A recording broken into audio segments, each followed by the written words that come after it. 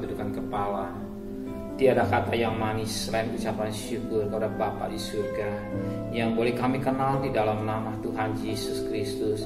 Terima kasih Tuhan, Kau pelihara keluarga kami dan kami ada sebagaimana ada, dan Kau dan kebangun dan tubuh yang sehat. Sebelum kami aktivitas lain, kami belajar meredakan diri kaki-Mu, mengadakan mesbah keluarga, mesbah pribadi, kenaikan pujian penyembahan, kenaikan doa syafaat, dan kami rindu untuk mendengarkan renungan firman. Urapi hamba-Mu, urapi kami. Roh Kudus, lembutkan hati kami sehingga butir firman-Mu menjadi berkat buat kami. Haleluya. Amin. Shalom. Selamat pagi. Selamat bertemu dalam kasih Tuhan Yesus Kristus. Hari kita akan membaca Yeremia pasal 38 ayat pertama sampai ayat 13. Yeremia pasal 38 ayat pertama sampai ayat 13. Yeremia dimasukkan ke dalam perigi. Yeremia tertolong oleh Ebed-Melek. Tetapi Sebaca bin Matan, Gerdaya bin Pasihur, Yokhal bin Selamya dan Pasihur bin Malkia mendengar perkataan yang tidak henti-henti diucapkan oleh Yeremia kepada segenap orang banyak itu. Begini firman Tuhan, siapa yang tinggal di kota ini akan mati karena pedang, karena kelaparan dan karena penyakit sampah. Tetapi siapa yang keluar dari sini mendapatkan orang Kasdim, ia akan tetap hidup. Nyawanya akan menjadi jarahan baginya dan ia tetap hidup. Begini firman Tuhan, kota ini akan pasti diserahkan ke tangan tentara orang Babel yang akan direbutnya. Maka berkatalah para pemuka kepada rakyat, kepada raja, baiklah orang itu dihukum mati. Sebab sebenarnya dengan perkataan hal-hal seperti itu, maka ia melemahkan semangat prajurit-prajurit yang masih tinggal di kota ini dan semangat segenap rakyat. Sungguh orang ini tidak mengusahakan kesejahteraan untuk bangsa ini, melainkan kemalangan. Baik Raja Sidikia menjawab, baiklah ya, ia ada dalam kuasamu, sebab raja tidak dapat berbuat apa-apa menentang kami. Maka mereka mengambil Yeremia dan memasukkan ke dalam perigi milik Pangeran Malkia yang ada di pelataran penjagaan, dan mereka menurunkan Yeremia dengan tali. Di perigi itu tidak ada air, hanya lumpur. Lalu terperosoklah Yeremia ke dalam lumpur itu. Tetapi ketika didengar Ebed-Melek orang Ethiopia itu, ia seorang sida-sida yang tinggal di istana raja, bahwa Yeremia telah masuk ke dalam perigi pada waktu raja sedang duduk di pintu gerbang Benyamin. Maka keluar Ebed-Melek dari istana raja itu, lalu berkata kepada raja, ya tuanku raja, perbuatan orang-orang ini jahat dalam segala apa yang mereka lakukan terhadap Nabi Yeremia. Ya, memasukkan dia ke dalam perigi, ia akan mati kelaparan di tempat itu, sebab tidak ada lagi roti di kota. Lalu raja memberi perintah kepada Ebed-Melek orang Ethiopia, katanya, bawalah 3 orang dari sini dan angkatlah Nabi Yeremia dari perigi itu sebelum ia mati. Ebed-Melek membawa orang-orang itu dan masuk ke dalam istana raja, ke gudang pakaian di tempat pembedaran. Dari sana ia mengambil pakaian yang buruk-buruk dan pakaian yang robek-robek, lalu menurunkannya dengan tali kepada Yeremia di perigi itu. Berkata Ebed-Melek orang Ethiopia itu kepada Yeremia, taruhlah pakaian yang buruk-buruk dan robek-robek itu di bawah ketiak sebagai ganjal tali. Yeremia pun berbuat demikian. Kemudian mereka menarik dan mengangkat Yeremia dengan tali dan perigi itu. Demikian Yeremia tinggal di pelataran penjagaan. Kita lihat ini, Yeremia sebagai nabi Allah, dan dia dipanggil Tuhan pada juga zaman Sedekia, di mana dia menyampaikan firman Allah. Dia menyampaikan firman Allah yang benar, bukan menyenangkan telinga. Dia tidak menyampaikan yang sesuai dengan maunya Tuhan. Apa yang Tuhan katakan, dia katakan. Ternyata banyak orang tidak senang dengan sikap Yeremia, sehingga Yeremia dimasukkan dalam perigi. Sebagaimana firman Allah katakan pada ayat 3. Begitu firman Tuhan, kota ini akan pasti diserahkan ke tangan tentara Raja Babel yang akan merebutnya. Maka berkata para pangmuka pada raja, baiklah orang ini hukum mati. Sebab sebenarnya dengan mengatakan hal yang seperti itu, maka ia melemahkan semangat prajurit yang masih tinggal di kota ini. Semangat rakyat. Sungguh orang itu tidak mengusahakan kesejahteraan untuk bangsa itu, melainkan kemalangan. Kenapa Yeremia berkata tidak mengusahakan kesejahteraan, tetapi kemalangan? Karena Yeremia melakukan sesuai dengan apa yang firman Tuhan katakan, apa yang jadi maunya Tuhan. Justru kita hidup ini, apa yang terjadi dalam hidup dunia ini sesuai dengan maunya Tuhan. Dengan situasi kondisi yang kita lihat ini adalah seizin Tuhan. Ya.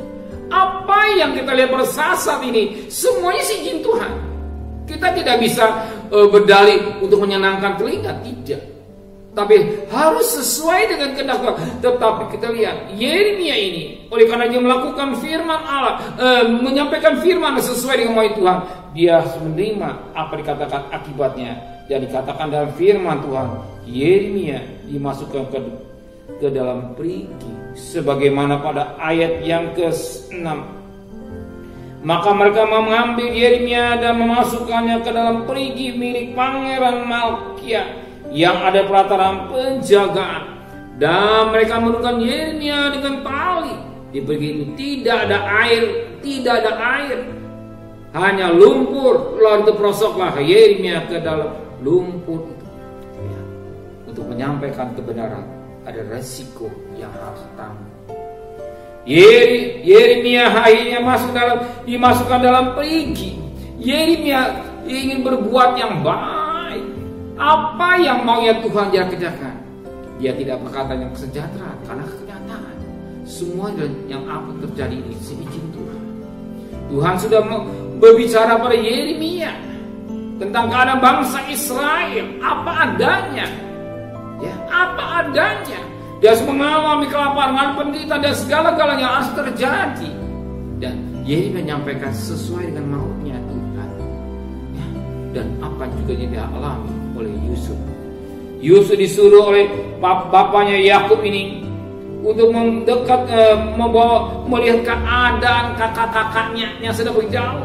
Ternyata ketika dia bertemu kakaknya, ternyata apa yang diperbuat baik buat kakaknya Yusuf, ya, Yusuf justru dimasukkan dalam perigi. Rencana Yakub ini untuk memanggil Yusuf, menyuruh Yusuf untuk bertemu kakaknya, pada intinya untuk kebaikan kakaknya, perhatian. Yusuf mau lakukan sesuai dengan maunya Yakub, ya, maunya Yakub. Tidak lain Yusuf pergi, ternyata bertemu dengan kakak-kakaknya. Ternyata kakaknya tidak berbuat yang tidak baik, menerima yang enggak baik. Ini sendiri perbuatan Yusuf yang baik dibalas dengan perbuatan yang jahat. Ya, apa dikerjakan? Sebagaimana Kejadian pasal 37.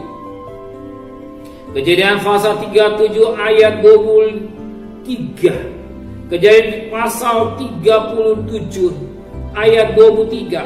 Baru saja Yusuf sampai kepada saudara-saudaranya, mereka pun menanggalkan jubah Yusuf, jubah maha indah yang dipakainya itu, dan mereka membawa Yusuf dan melemparkan Yusuf ke dalam sumur. Sumur itu kosong, tidak berair. Apa yang terjadi pada Yusuf terjadi pada Yeremia. Ternyata Yusuf dibuang dalam sumur. Yeremia juga mengalami kebaikan yang dikerjakan Yusuf, ternyata dibalas dengan kejahatan. Sebab kenapa dibalas kejahatan? Sebab manusia hanya ingin dengar suara-suara yang menyenangkan telinga, yang tidak bohong. Justru kita tahu di akhir zaman kita butuh mendengar firman Tuhan yang benar. apa yang jadi maunya Tuhan. Bukan menyenangkan telinga, sebab firman akan pada akhir zaman banyak guru-guru palsu hanya menyenangkan telinga. Justru kita perlu yang benar. Yeremia menyampaikan yang benar. Yusuf ingin mendekatkan segala pada prinsip yang ingin bawa yang kabar yang baik. Ternyata apa dikerjakan? Justru yang jahat dibuang ke dalam sumur. Ya, dibuang ke dalam sumur, sebagaimana dikatakan Yeremia, dia juga dibuang ke sumur atau ke perigi, dan dikatakan perigi tidaklah air, dan apa yang dialami Yusuf dialami oleh Yeremia. Ya, sesuatu yang baik belum tentu diterima dengan baik. Justru sering ya orang menerimanya bukan yang baik, yang mau, tetapi hanya menyenangkan. Justru kita akhir-akhir zaman kita ingin atau rindu mendengar firman Tuhan yang benar, yang sesuai dengan maunya Tuhan, bukan mendengar hanya menyenangkan telinga, sehingga tidak tahu apa yang Tuhan mau pada akhir zaman. Banyak nabi palsu, banyak guru-guru hanya menyenangkan telinga, tapi kita butuh firman Allah yang benar. Sebab kita hidup di akhir-akhir zaman, kita harus terima, kita tidak bisa menolak. Kita hidup akhir-akhir zaman dengan situasi kondisi yang tidak menentu. Kita siap, gereja memsiapkan hidup, memperhatikan pakaian hidup, pakaian pengantin, memsiapkan diri berpakaian pengantin, memsiapkan betul-betul dengan dia sebagai mempelai pria surga. Nanti kita siap kapan waktu kita sudah siap. Makanya siap sih berjaga-jaga dan berdoa. Nanti berjaga-jaga sudah siap dan hidup dekat, selalu dekat dengan Tuhan di dalam doa yang maha kepada Tuhan. Dan menjaga kesucian hidup dengan baik, berpakaian hidup kita sesuai dengan maunya Tuhan. Jaga hidup kita, jangan bermain-main dosa. Kita akan rugi sendiri, kita akan tertinggal. Tuhan memberkati kita semua. Benar Bapa di surga, kalau Yeremia menyampaikan yang benar, ternyata diterima yang tidak baik. Bahkan Yeremia harus mengalami dibuang ke sumur. Oh, sering terjadi dalam hidup manusia. Pada akhir zaman manusia hanya mau dengar sesuatu yang menyenangkan telinga, tapi sesuatu yang benar tidak mau ternyata ditolak. Dan hari ini firman mengingatkan kami, biar kami mau mendengar firman Allah yang benar. Dalam kebenaran firman, kami persiapkan pakaian hidup kami, pakaian pengantin kami, hidup kami sesuai dengan kehendak Tuhan. Pimpin kami dengan kekudusan. Jangan kami melakukan para najis, kotor, cabul, dari perkara yang suci. Sebab tanpa kekudusan tidak seorang akan melihat bertemu dengan Tuhan. Terima kasih Bapa di surga. Sebentar kami cari nafkah, sertai perjalanan kami. Pergi dengan selamat, pulang dengan selamat, dengan tidak kurang satu apapun juga. Kami serahkan keluarga kami semua dalam tangan Tuhan. Kembalikan kami pada besok pagi dan tubuh yang sehat dengan tidak kurang satu apapun juga. Berkati Bapak Presiden, Wakil Presiden, para menteri, para gubernur, para bupati, para wali kota, para camat, para lurah, para RW, para RT, para medis, para relawan, para TNI, para Polri, bahkan mereka pejuang-pejuang yang gagah perkasa yang berada di garis depan Tuhan. Engkau lihat yang sakit juga masih tinggi Tuhan, tapi yang sembuh semakin banyak. Tapi kami mohon kemurahan, biar yang sakit semakin berkurang, bahkan yang mati semakin berkurang banyak. Melalui vaksin berjalan dengan sempurna. Kami mohon hanya belas kasihan. Kalau Engkau memberikan belas kasihan, terlalu mudah Engkau membuang virus ini ke tepi laut Tuhan. Hanya Tuhan, hanya belas kasihan. Hanya Tuhan yang bisa memberi belas kasihan kepada bangsa kami. Kami tidak bisa berbuat apa-apa. Hanya murahan Tuhan yang boleh terjadi. Biar kasih-Mu tetap melimpah buat bangsa ini kami Indonesia. Terima kasih Bapa di surga.